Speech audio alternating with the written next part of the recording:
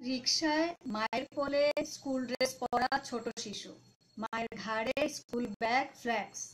শিশুটি অঘরে ঘুমাচ্ছে। প্রতিদিন রাস্তায় বের হলে এই চিরাচরিত দৃশ্য চোখে পড়বেই। আমার জানা নেই কোন শিশু ভোর 5টার সময় নিজের ইচ্ছায় উঠে স্কুলে যাওয়ার জন্য তৈরি হয়, বরং প্রতিটি ভোর তার জন্য এক একটি আতঙ্ক হয়ে আসে। শিশু জন্মের পর থেকে বেড়ে উঠবে হাসি আনন্দের মাঝে, অথচ এই বেড়ে ওঠার প্রথম ধাপ অর্থাৎ শিক্ষা জীবন শুরু হয় আতঙ্কের মাঝে। শিশুকাল যদি আনন্দময় না হয়ে ভীতিময় হয়, তাহলে সেই শিশু সারা জীবন হতাশায় ভোগে। জানি না কেন কোন নিয়মে কোমলমতি শিশুদের স্কুল সবসময় মর্নিং শিফট এবং ভর্তির বয়স 2.5 বছর করা হয়েছে। এই বয়সে একটি শিশু ঠিকমতো কথাই বলতে পারে না, খিদে, ঘুম, টয়লেটের কথাও ঠিকমতো বলতে পারে না। এই শিশু পরিবারের মানুষদের কাছ থেকে 3 থেকে 4 ঘন্টা দূরে থাকা অকল্পনীয় বিষয়। আমরা জানি একটি শিশু জন্মের পর থেকে 5 বছর পর্যন্ত 12 থেকে 16 ঘন্টা ঘুমানোর প্রয়োজনীয়তা আছে। তারপর বয়স বাড়ার সাথে সাথে ঘুমানোর প্রয়োজনীয়তা কমতে থাকে। অনেক পরিবারেই এখন রাত 11টা থেকে 12টার আগে ঘুমানোর কথা ভাবতেই পারে না। 2.5 বছরের শিশুটি যদি 11 থেকে 12টায় ঘুমায়, তাহলে 5টায় কি করে উঠবে? সুতরাং অপূর্ণ ঘুমের কারণে শরীর এবং মেজাজ খিটখিটে হয়ে থাকে, ফলে সে ঠিকমতো খায় না এবং অপুষ্টিতে ভুগতে থাকে। যে শিক্ষায় আনন্দ নেই তা গ্রহণযোগ্য হয় না। এমন অনেক অভিভাবককে দেখা গেছে সন্তান খারাপ রেজাল্ট করলে ভীষণ রাগারাগি করেন, এমনকি সন্তানের গায়ে হাত পর্যন্ত তোলেন। অনেক সময় তাদের ঘরে আটকে রেখে খাবার খেতে দেন না। এসএসসি পরীক্ষার আগে কোনো রেজাল্টই ব্যক্তি বা কর্মজীবনে কোনো কাজেই আসে না। তাহলে সেই রেজাল্ট নিয়ে কেন এত তোড়জোড়? বকাঝকা বা রাগারাগি না করে কখনো কি বলেছেন, এবার ফেল করেছো, পরের বারে ঠিক করবে? অথবা তার মন খারাপকে হাসিতে উড়িয়ে দিয়ে কখনো কি বলেছেন, পাস তো সবাই করে, ফেল করতে কয়জন পারে? অথবা বলেছেন কি, তোমার বয়সে আমি পরীক্ষাই দিইনি, ফেল করব কি করে? এরকম ছোট ছোট মজার কথা বলে বাচ্চার মনের কাছাকাছি যেতে পারেন। তাই বলে ভাববেন না আপনার বাচ্চাকে প্রশ্রয় দিতে বলছি, মোটেই আমি তা বলছি না। সন্তানের কষ্টে আপনি তার পাশে সবসময় থাকার চেষ্টা করবেন, যাতে সে সব বিষয়ে আপনার উপরে নির্ভরশীল হয়ে ওঠে। তারপর গল্প ছলে তাকে বোঝানোর চেষ্টা করবেন ফেল করা ঠিক নয়, পরবর্তীতে পাশ করার জন্য চেষ্টা করতে হবে। মাঝে মাঝে নিজের লেখাপড়ার গল্প, ক্যারিয়ারের গল্প, ভালো রেজাল্টের গল্প করতে পারেন, যাতে সে আপনাকে আদর্শ হিসাবে গ্রহণ করে। তবে ধমকের সুরে নয়, গর্বের সঙ্গে বলুন, যাতে আপনার গর্ব তার জীবনে উৎসাহ হিসাবে নিতে পারে। বর্তমান সময় বড়ই অস্থির সময়। আকাশ সংস্কৃতি এবং সামাজিক যোগাযোগ মাধ্যমগুলি মানুষকে দ্রুত থেকে অধিক দ্রুতগামী করেছে। সন্তানের জন্মানোর আগেই অনেকে অনাগত সন্তানের শিক্ষা প্রতিষ্ঠান ঠিক করে রাখেন। কিভাবে শিক্ষা প্রতিষ্ঠানে ভর্তি করবেন, কত টাকা ডোনেশন লাগবে, এসবই আগে থেকেই পরিকল্পনা করে রাখেন। অর্থাৎ সন্তানের শিক্ষা নিয়ে যতটা না চিন্তিত, তার চেয়ে বেশি চিন্তিত তার শিক্ষা প্রতিষ্ঠান নিয়ে। কারণ শিক্ষা প্রতিষ্ঠান এখন ফ্যাশনে পরিণত হয়েছে। সন্তানের বাবার অফিস কলিগ বা মায়ের বান্ধবীদের মুখ রক্ষা করতে সন্তানদের লেখাপড়া করতে হয় নামী শিক্ষা প্রতিষ্ঠানে। সন্তানের জন্মের 2 বা 2.5 বছরের মধ্যে শিক্ষা প্রতিষ্ঠানে ভর্তির জন্য দৌড়ঝাঁপ শুরু হয়ে যায়। এ বয়সের একজন শিশু সবে মাত্র পা ফেলতে শুরু করেছেন, আধো আধো কথা বলতেও শিখেছেন। বই, খাতা, পেন্সিল তখনও তার কাছে খেলার উপকরণ মাত্র। অথচ এই শিশুকেই নামী শিক্ষা প্রতিষ্ঠানে ভর্তি করানোর জন্য বইয়ের অক্ষরগুলি গোগ্রাসে গিলতে হচ্ছে। এভাবে কি আদৌ শিক্ষা লাভ করা যায়, নাকি তাকে জোর করে ভয়ের জগতে প্রবেশ করানো হচ্ছে? আমরা কি কখনো এগুলো ভেবে দেখেছি? প্রায় শোনা যায় শিশুরা খায় না, সারাক্ষণ মোবাইল নিয়ে বসে থাকে, বা অনেককেই বলতে শোনা যায় তাদের শিশু খাবার সময় ভিডিও গেম বা কার্টুন না চালিয়ে দিলে খায় না। ঢালাও ভাবে কেন আমরা শিশুদের দোষ দিচ্ছি? একবারও কি ভেবে দেখেছি এই শিশুদের হাতে ভিডিও গেম বা কার্টুন কে ধরিয়ে দিয়েছে? নিশ্চয়ই আপনার শিশু জন্মের পর বলেনি আমাকে একটা মোবাইল কিনে দাও। আপনি নিজেই ভালোবেসে আদর করে প্রথম জন্মদিন বা মুখে ভাতের অনুষ্ঠানে তাকে একটি ভিডিও গেম বা মোবাইল কিনে দিয়েছেন। যদি এ সময়ে তাকে ব্যাট বলে অভ্যস্ত করতেন বা কবিতা, ছড়া, গল্পে অভ্যস্ত করতেন, তাহলে সে সেভাবেই অভ্যস্ত হতো। আপনি কি আপনার শিশুকে খাওয়ানোর সময় গল্প, কবিতা বা ছড়া শুনিয়েছেন, বা রাতে ঘুম পাড়াতে পাড়াতে ঠাকুমার ঝুলি, রূপকথার গল্প শুনিয়েছেন? বরং তার হাতে তুলে দিয়েছেন মোবাইল গেম, কার্টুন, যাতে আরাম করে টিভি দেখতে পারেন বা কারোর সাথে মোবাইলে কথা বলতে পারেন অথবা নির্বিঘ্নে কাজ করতে পারেন। একটি শিশু জাতির ভবিষ্যৎ, আর এই শিশুই বেড়ে উঠছে হতাশা এবং অপুষ্টি নিয়ে। তাহলে চিন্তা করেন এই শিশুর কাছ থেকে জাতি ভবিষ্যতে কি আশা করতে পারে? অন্ন, বস্ত্র, বাসস্থান, শিক্ষা ও চিকিৎসা মানুষের প্রধান 5টি মৌলিক অধিকার। একটি শিশু এই 5টি মৌলিক অধিকার নিয়ে মায়ের গর্ভ থেকে ভূমিষ্ঠ হয়। শিশু জন্মের পরদিন থেকেই মূলত শিক্ষা গ্রহণ করতে শুরু করে।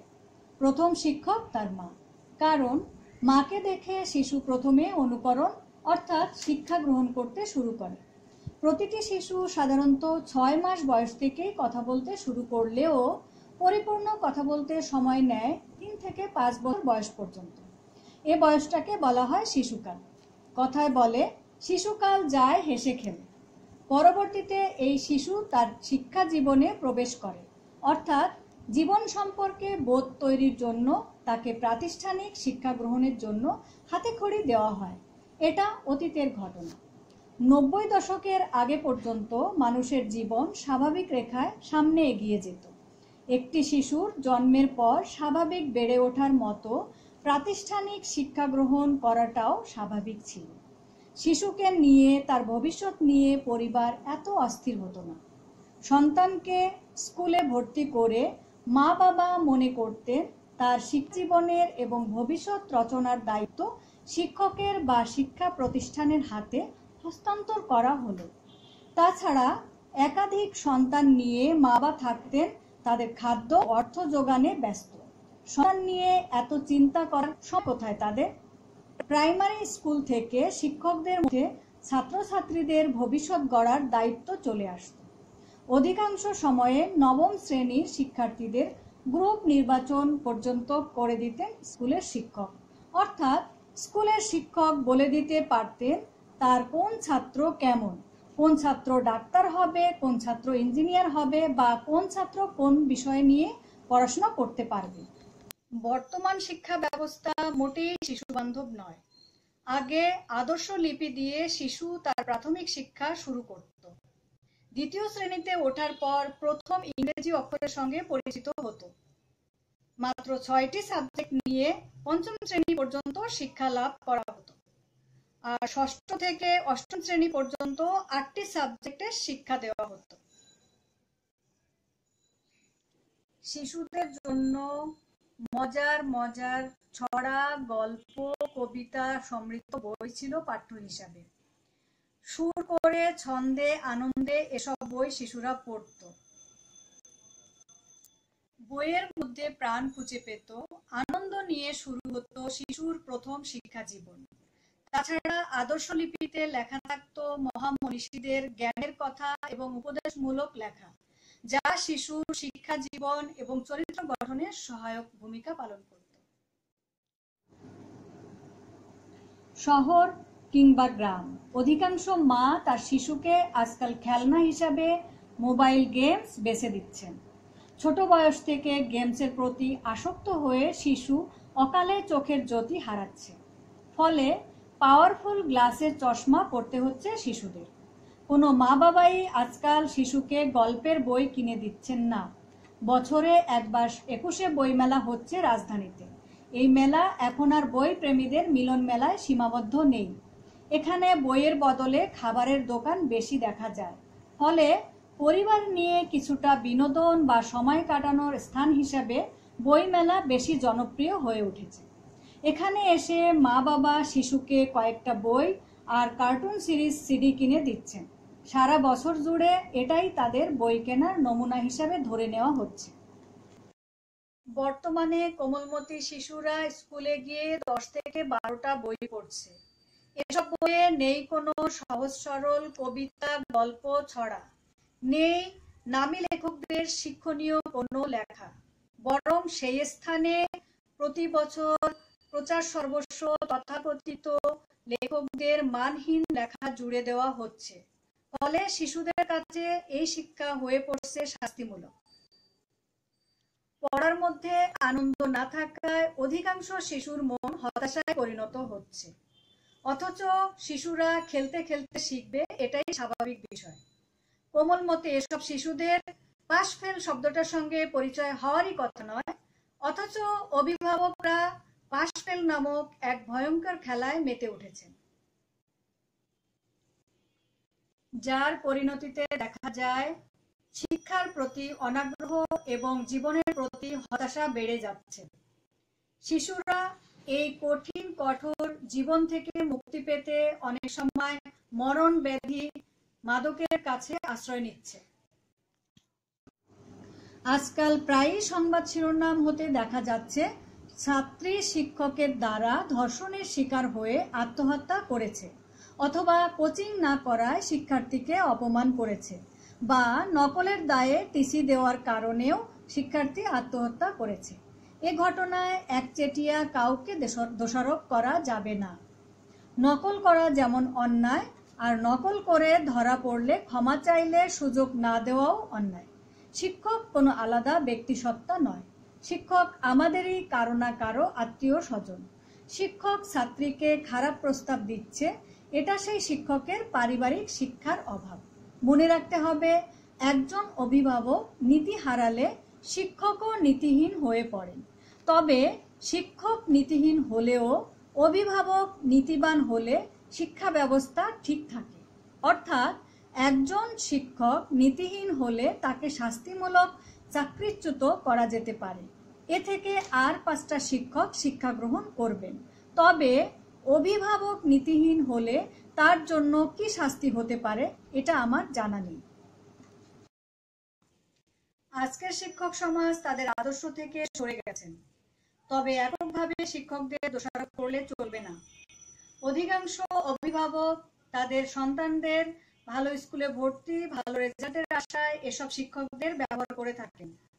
বর্তমান শিক্ষা ব্যবস্থায় উন্নতি না হলেও এসেছে অনেক পরিবর্তন। যেমন কোনো শিক্ষার্থীর গায়ে হাত তোলা যাবে না, বকাঝকা করা যাবে না।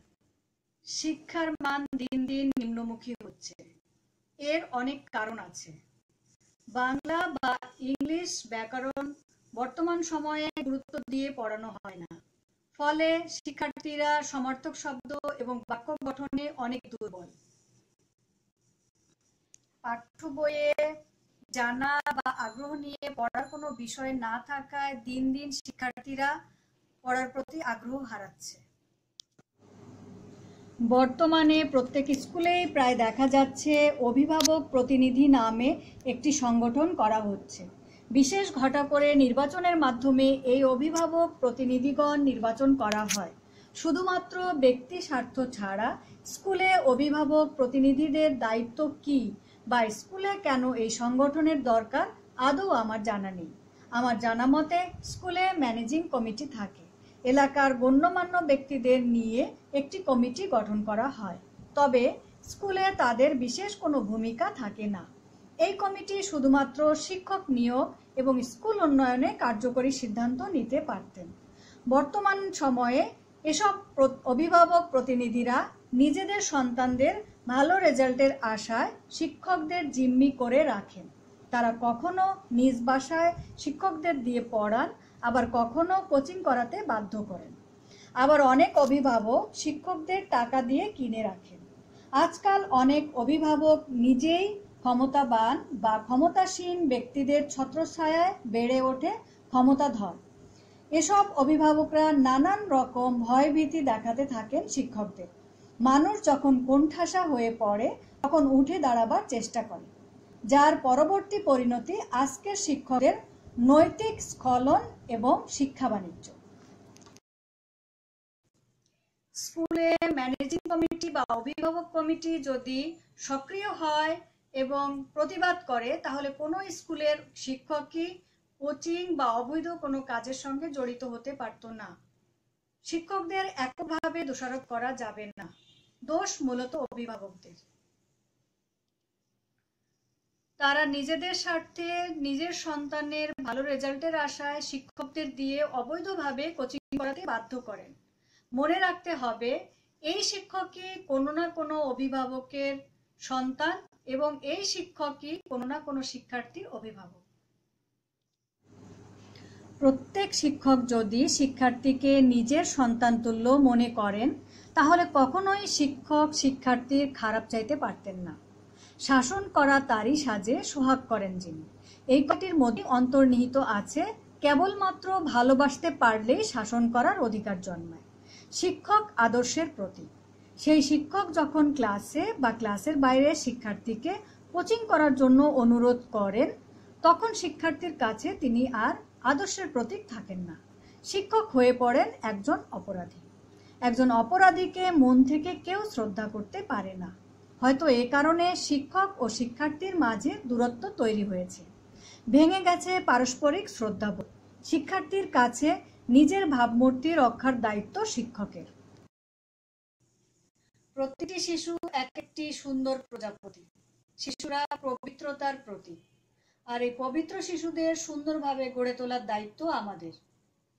শিশুর প্রথম শিক্ষা শুরু হোক আনন্দ নিয়ে, আর এই আনন্দময় শিক্ষাকে অব্যাহত রাখতে বাংলাদেশের বর্তমান শিক্ষা ব্যবস্থাকে পরিবর্তন করা অতীব জরুরি। প্রয়োজন কোমলমতি শিশুদের শিশুবান্ধব শিক্ষা ব্যবস্থা চালু করা। কোনো শিশুকে যেন কাকডাকা ভোরে ঘুম থেকে উঠে বাবা মায়ের কোলে চড়ে ঘুমিয়ে ঘুমিয়ে স্কুলে যেতে না হয়।